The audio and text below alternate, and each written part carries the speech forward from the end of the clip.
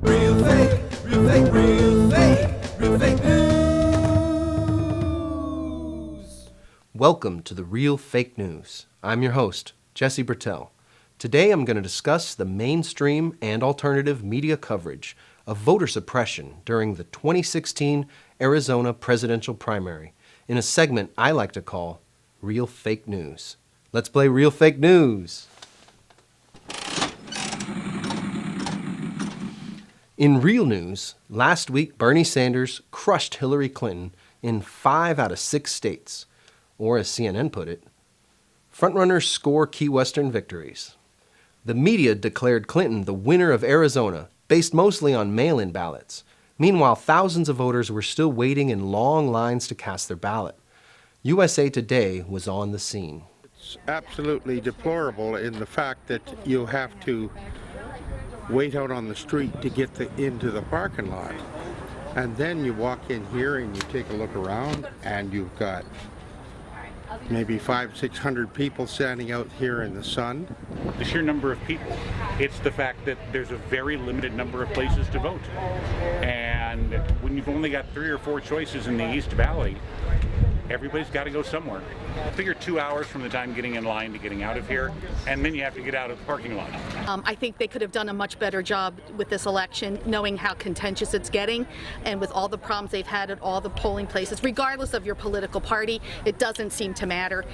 Everybody should have the right to vote how they want and not have to be so standing out in the sun on a hot day to get it done. I think they could have done a better job. It's madness. I'm wondering how many people are just pulling in and turning around and not voting. Apparently, all these people were so excited to vote for Hillary Clinton that they swarmed the polling places. Hillary's just so popular. Oh my God! Let's play again. In fake news, with the news media reporting victory for Clinton, while thousands of people were still waiting in line past midnight, many people are asking, what caused this voting chaos in Arizona? Could this be an example of voter suppression?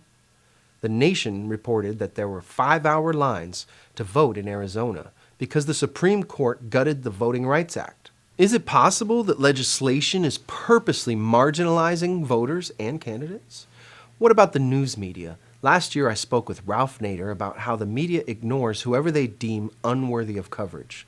Here's an exclusive clip from my documentary film, Left Out, Beyond the Two-Party Horse Race. Because we have a winner-take-all system and we don't have instant runoff voting, if you don't make it through on the first try, if the seed doesn't become an oak tree on the first try, they say, look, why should we cover you? The whole issue is totally absurd.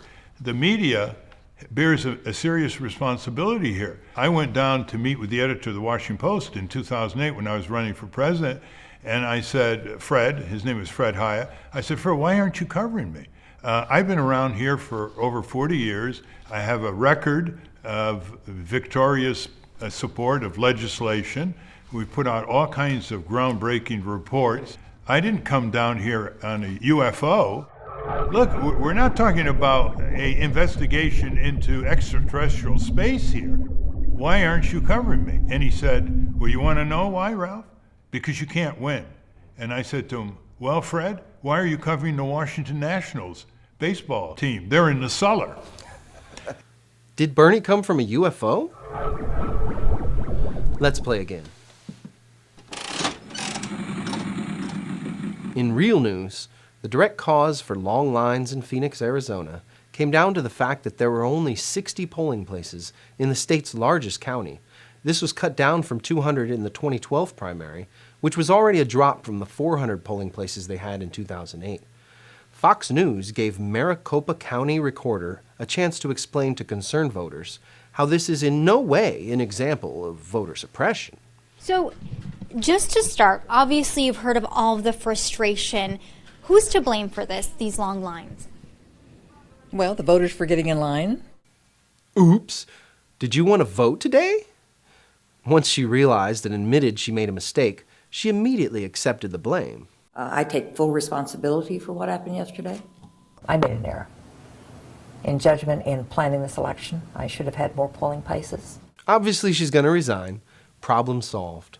There are calls for a Justice Department investigation and talk of lawsuits. We haven't seen the end of this. As for Purcell, she says she won't step down willingly. Of course not.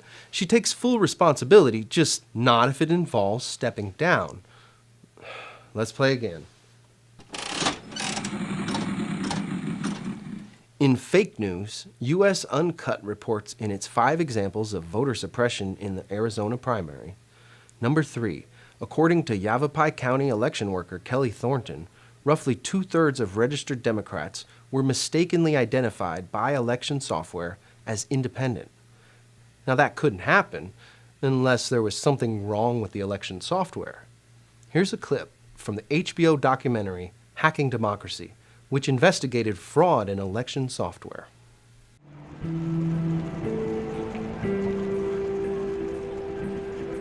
Back in 2000, Al Gore lost the presidential election in Florida amongst the chaos and arguments over how to recount the votes.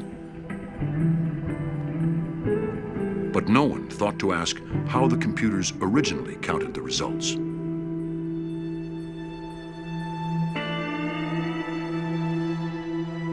As dusk fell on election night, one official noticed something very strange, a sign that the heart of America's democracy was in danger.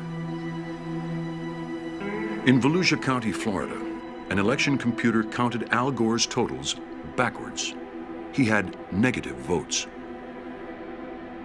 It was showing a minus sign in front of the votes that it had subtracted from Gore. I mean, it wasn't like it was trying to hide it. It says there's minus 16,022 votes here. How could a computer that is supposed to protect the votes of you and me count backwards to give a candidate negative votes? Either it was an error, or someone had tried to rig the election. What do they know? It's HBO. That's not real news. It's fake news. Let's play one more time. In real news, the Arizona primary last Tuesday is a great example of how this election is flawed, not just for Democrats. On the Republican side, Marco Rubio's ghost beat John Kasich. Don't worry, Rubio didn't die. He just dropped out, and people love him so much they can't stop voting for him. And while Republicans are confused by how the process works, Democrats are demanding action. CNN reports that Arizona Democrats are calling for a probe into voter suppression claims. How deep do you think they're going to probe? So who's really to blame? I don't think she should go to jail, but she should probably lose her job. And was she just acting alone, as the news media would have us believe? This goes beyond distributing blame. This is about getting democracy right and having an election process that people can feel confident in. We don't need a recount. We need a re-vote. We need legislation that works to ease the voting process, not make it more difficult. If the news media did their job, they wouldn't have called the election while thousands of people were still waiting in line. It's the duty of journalists to report the news, not to manufacture the news. And that's the real fake news. Thanks for watching, and please subscribe to the channel. Real fake, real fake, real fake, real fake news.